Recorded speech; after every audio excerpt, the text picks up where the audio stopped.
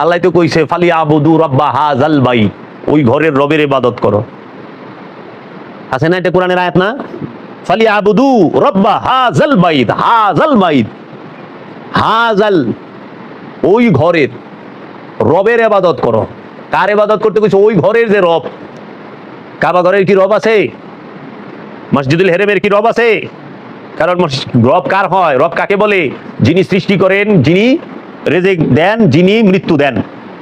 সৃষ্টি, লালন পালন এবং মৃত্যু, এই তিনটা যে দেন তিনি হলো রব। রিজিক মিন রাব্বানা। তাই কাবা ঘরের কি জন্ম আছে? জন্ম নেয় কাবা ঘর? কাবা ঘর কি রিজিক নেয়, খায়? খাওয়ান আছে তার? কোন রিজিক আছে? না। কাবা ঘরের কি মরণ হবে? মরণ তো হবে না। মসজিদুল হারামে মরণ হবে? মৃত্যু আছে? আল্লাহ তো কইছে ওই ঘরের যে রব তার ইবাদত করো।